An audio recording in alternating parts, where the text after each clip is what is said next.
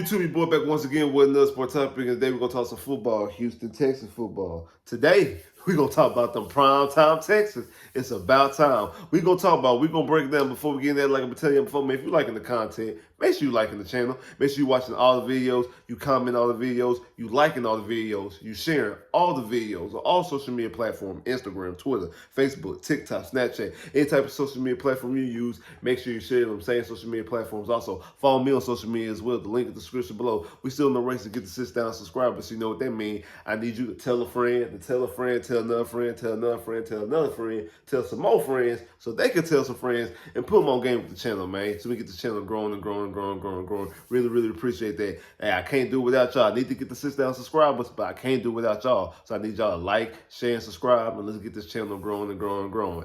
Now, let's talk about it because the time what we've been asking for all year long, what we've been asking for every single week. We out here doing all these different kinds of scenarios and situations about the Houston Texans finally getting the primetime game, finally being the primetime Texans, finally be able to get a stage on the national brand, on a national stage, a national primetime game. We've been waiting for it. We was upset that the Texans, the Colts, and I think the Falcons, it was another team. It was like four, and the Cardinals, I think, like 4 to 5 teams were the only teams this year in the NFL that didn't get no primetime games. Just to give you a little backstory on that, the reason why is because when Jeff Bezos and Amazon Prime bought Thursday night football games, and last year was their first year doing that, they didn't like the product that was on the field, displayed on the field on Thursday night football games. Because ever since, I think, 2010, if I'm not mistaken, every team in the NFL has had at least one primetime game. Every team gets a Thursday night game. Everybody gets a Thursday night game.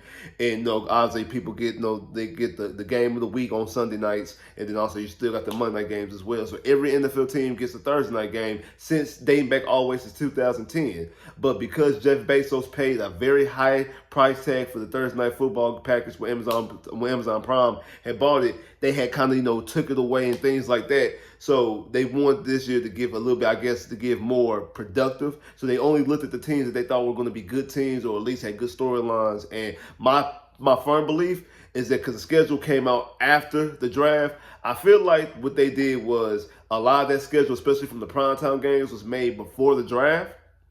And I think they might have bought into the whole situation that the Texans weren't going to draft a quarterback. That's just my personal opinion. I feel like because if you got the second pick in the draft and you end up with either CJ or Bryce, however you slice it, one of the second pick in the draft, you want them to be on prime. You want them to be on prime time, and then for the Texans to jump up with the third pick and get Willie Anderson, you definitely want to see it because the Texans were buzzing the day after, especially after the first round. The Houston Texans were buzzing for drafting CJ Stroud and going out there and get Willie Anderson, so you knew that they would be a buzz. So I kind of think that at least somebody would want to at least take a look at them. It might not be a huge marquee matchup. It could be early on in the year, but it's just somebody take just a small look at them, especially this year. They had multiple times that the Monday night games were double headers. They had multiple times that the Monday night games were double headers. Normally they do it the first week of the season. This year they did like 4 or 5 times that they had the Monday night package to be double headers. One was in late December.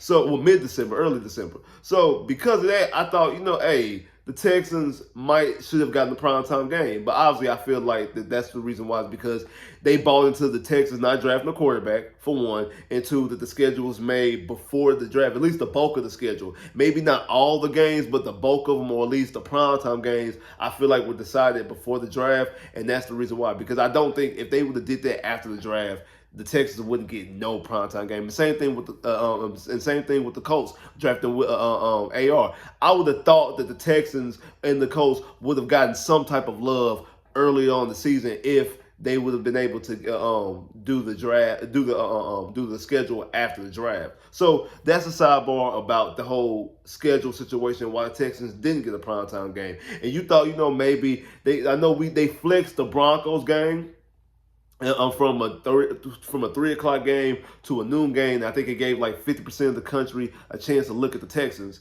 And we see what happened. The Houston Texans and Broncos actually be a good game. It was actually a good game. I feel like possibly that Jazz game, the Jazz game that was in NRG on Thanksgiving weekend, I feel like that game could have got flexed. But if I'm not mistaken, I think like the Ravens was playing on Sunday night. That's the reason why that game didn't get flexed. And then the Broncos game, the game that they ended up flexing to making the noon game, Patrick Mahomes and the Chiefs was playing on Sunday night that week too. So you wasn't gonna move, even though the Chiefs are up and down. You're not gonna move away from Patrick Mahomes and Lamar Jackson, the Ravens.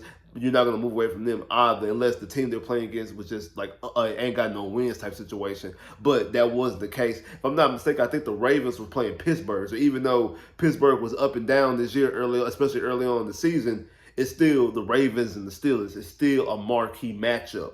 It's still gonna be a big draw. Now the one game that they were flirting with was the Texans and the Jets, and they were going to switch the Texans and the Jets for the Giants and the Packers, because the Giants and the Packers were playing on Monday night, and they were talking about switching that, but they ended up not doing it. It had to be a good thing because it wasn't a good game on the Texans and Jets side, and actually the Packers and Giants game ended up turning out being a good game. So it actually, in retrospect, it actually made a lot of sense not to do that.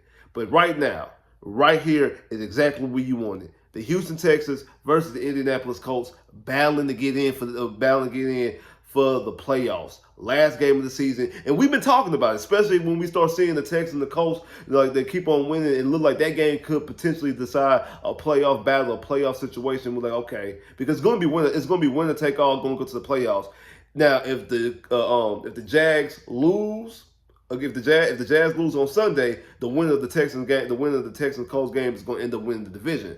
Now, I would have liked this game to be the Sunday night game, because I want to see that Jazz game first, so you would know going into that game, winner take all, get the division, not just get into the playoffs. Winner take all wins the division. I would like that to be on the line more so than just the playoff situation. And again, we don't know. We're not going to know till after, because they're going to put us on Saturday. I think it's the Monday Night Crew, Joe Buck, Troy Aikman, Monday Night Football. Even though it's going to be on Saturday, primetime game. And to be honest, I can't wait. I completely can't wait for it. I can't wait to watch all the production, everything that's going on. That's one of my one things about primetime games. I love the atmosphere, the production, everything they put into, obviously, because they primetime games. They put a lot of money into those networks. When when ESPN and Amazon Prime and NBC, when they have those games, and those are real legitimate primetime games, not them fake watered down King Flea Market primetime games like they had on Christmas Eve with the Broncos and the Patriots on the NFL Network. Those are like the worst primetime games. It's at a prime time, but the way the production is, the way the NFL Network do it, it's very generic and it's not. It's very generic, and it doesn't have the same primetime atmosphere. Saying the same thing like during the playoffs, when the later playoff games are played on but played on Fox or played on CBS, it don't feel like a primetime game. Yeah, the game is playing at night, but the way the atmosphere, it doesn't feel like a primetime game like it does on Monday night. Like that just holds weight. Monday Night Football, that just holds weight. The NBC, I think NBC on the Sunday games have the Sunday Night Football games, Sunday Night in America. I feel like those have the best type of production and atmosphere. That's one of the reasons why I wanted it to be the Sunday night game, and also to put to the point, like I said, about the Jazz game situation as well, because now you won't know. See, this week right here, when we play the Colts, the winner of the game obviously goes into the playoffs. But if the Jags lose, that winner also wins the division, but they won't get a chance to celebrate that on the field that they won the division. They get to celebrate they made the playoffs. They get to celebrate they get to go to the playoffs, but they won't get they only going to the playoffs. They're hosting the game. They will be hosting the game. And the Texans, I think, whoever wins the AFC South is going to be hosting the 5th seed. I mean, will be hosting the 5th seed, be hosting Cleveland. So Cleveland will either be going to Houston, Jacksonville, Indianapolis. Depends on how it goes. Jacksonville wins, they win the division. If the Texans win and the Jags lose, Texans win division. If the Colts win, the Jags lose, the Colts win division. So there's all these different type of ways, and we're gonna be sitting here waiting. We're gonna be watching. We will be watching the game on Saturday, and then we'll be watching Jacksonville on Sunday to see if we get to go to the division or not. If we host the division or not. Now, if it would have been you had the Jazz game on Sunday, you had the Jazz game on Sunday afternoon, like at 1 o'clock or 12 o'clock, whatever time they play, and you put the Texans and the Colts on that Sunday night game, you be walking into that game knowing full-fledged that this game is strictly for a wild card spot or strictly for or potentially for everything for the division. You would know exactly what it is. And like I said before, this is the first time the Texans have been in a winner-take-all type situation. The Texans have never been in a winner-take-all situation, playoffs or playoffs or division. Like it's been times that we've had to win games on the last game of the season, and but we also needed help to get into the playoffs because the Texans have never been to the playoffs as a wild card. We've only been to the playoffs as an AFC South champion, and every time that we won the AFC South, we've won it in week 14, week 15. Twice that we won it on week 8, on week 17, the last week of the season. But the team that we were playing both happened to be Jacksonville both those times, and Jacksonville wasn't playing for a division. The Jacksonville was a team that's already looking for the draft. They wasn't playing for the division. They were just your opponent, and you happened to beat them. So it wasn't a winner-take-all situation. And then other times where you had to beat a team to get into the playoffs, or was in 2010 against the not 2010, yeah, 2010 against the Patriots. 2010 against the Patriots, and 2014 against the Jags. You won both those games. You beat the Patriots. You beat the Patriots in 2010 to your first. No, not 2010. I'm sorry, 2009. I'm sorry. You beat the Patriots. You beat the Patriots in 2009 to have your very first ever winning record. When you beat the Patriots, you won 9-7, your very first time you won winning record. But you needed the Jets to lose to make the playoffs. The Jets end up beating the Bengals, and Mark Sanchez, as a rookie, goes into the playoffs. The Texans don't get their first playoff berth. In 2014, the same type of situation. You had to beat Jacksonville on the last time Andre Johnson played in the Houston Texans uniform. You beat Jacksonville at NRG Stadium, but you had to sit back and you had to wait for, I think, Cleveland to beat the Ravens. Because if the Ravens win, the Ravens make the playoffs. If Cleveland win, the Texans get to take the Ravens spot. And what happened was the Cleveland had the lead throughout the whole game and lost in the fourth quarter, and the Ravens end up winning the game, and the Texans don't go to the playoffs in 2014.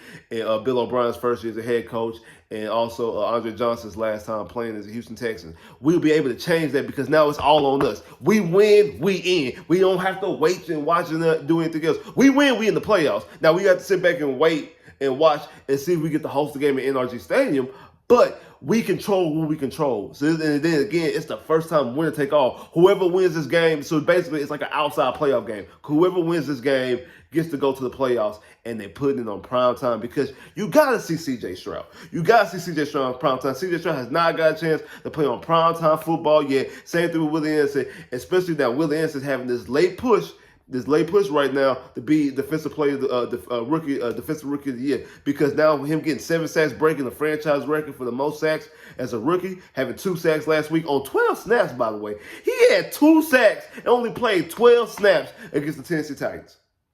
He's only 3 sacks away from having double-digit sacks in the season in his rookie year. So if he is out here on a big stage, prime time, ain't no other game on Saturday. That's the one good thing about it. Ain't no other game on Saturday outside of the Ravens and the Steelers who play earlier that day. So you're going to get all the attention to yourself. Everybody's going to be clamoring and sitting back watching, just like everybody was sitting back watching Dallas and Detroit this past Saturday. Everybody going to be sitting back watching the Texans and the Colts this Saturday here. You know how Shan Sharp and Chad had their podcast after the game. So what do we think they're going to be talking about after the game? They're going to be talking about the Houston Texans. They're going to be talking about the Houston Texans and the Colts. They're going to be talking about the Ravens and the Steelers. So we're going to get all the type of attention. So if CJ Stroud goes out there and ball, it's going to end the conversation of Puka Nacua being rookie of the year, which I don't think is a conversation at all anyway. Personally, I think CJ Stroud been sold it up, and I think he just confirmed that this past week. We're going out there playing efficiently and playing well. He didn't do anything crazy, but he was out there efficiently, and his team won the game and went out there and won by 20 points. So 23 points, rather. Win a game that you need, and it's put his team on the stage, and he's a quarterback. So you do that again on the prime time stage, win to take all type situation, rookie year, offensive rookie year locked up, and now here you got Willie Anderson entering, making a real legitimate late push for defensive rookie of the year. And who knows if Stingley keeps playing the way he's playing, he could possibly make a push to be an All-Pro for the first time in his career. You know, it's the second year, him be potentially making an All-Pro type of status. That's why I would love if Jonathan Gennard was able to go. Hopefully, Jonathan Gennard can go so he can make a push as well. Also, same thing with D'Amico Ryans, go out there and basically eliminate Steichen from the whole coach of the year situation. I still believe that Kevin Stefanski, the coach of the Cleveland Browns, possibly should and possibly would and should win Coach of the Year. But if D'Amico Ryans has a great coaching job out there against the Indianapolis Colts in a winner-take-all situation, we could really be talking about, hey, this dude need to be coach. Hey, D'Amico should be coach. Yeah, they was talking about the Texans picking last in the draft, or at least giving the Arizona Cardinals picking high in the draft. I'm sorry, not last. Picking high in the draft. We supposed to be giving the Arizona Cardinals the second pick in the draft. Arizona Cardinals supposed to be able to get Caleb Williams and Marvin Harrison Jr. because of our trade. Because of our trade, that's what's supposed to be happening. And we showing you that wasn't the case. All that stuff that they tried to do, we showing you that's not the case. Like I said, this is just the beginning because we're gonna see way more primetime games next year. I already said that we've earned CJ Stroud, especially the way CJ Stroud's played, we've earned 3 primetime games next year. You're going to see primetime Texans a lot next year. We're going to see at least 3. We're going to see a Sunday night game, we're going to see a Monday night game, and we're going to see an Amazon Prime Thursday night game. At the very minimum, I'm pretty sure we'll probably see multiple Mondays and possibly multiple Sundays. I really think we're going to end up with 5. I feel like we're going, especially if we get to the playoffs and make some noise in the playoffs. You win a playoff game or 2. We talk about 5 or 6 primetime games, but I guarantee we're going to get at least 3, and I feel like we're going to have 4. I feel like we're going to have around 4 or 5, maybe not 5, but possibly 4 as it stands right now. Guaranteed we're going to get 3. We're going to get at least 3. If we don't get at least 3 and don't get one on every platform, but we don't get a Monday night, Sunday night, and a Thursday night game on every platform, it's going to be very, very hard pressed, and I just don't really see that happening because all the noise and all the attention that CJ was able to get without actually having a primetime game. And at first, it was people just talking about his numbers and things like that, but then people really started watching the games. Because like the game when he threw the 3 picks against Arizona, they were like, well, hey, it really because of this and that and this, that, and the third. It wasn't just them talking. Now, the Cleveland Brown game on Christmas Eve, I heard people talk about that game. People actually talk about the game like it was closer than it actually was. That was same old Texans. They just seen the box score. They just looked at the box score and they see that that Joe Flacco threw 2 interceptions and they see that the Texans had some touchdowns. So the Texans gave up a little fight. That wasn't what happened. No one was watching that game. Same thing with the game against the Tennessee Titans when they played in the Oilers uniform. Nobody watched that game because CJ wasn't there and it wasn't a primetime game. Now, people are watching.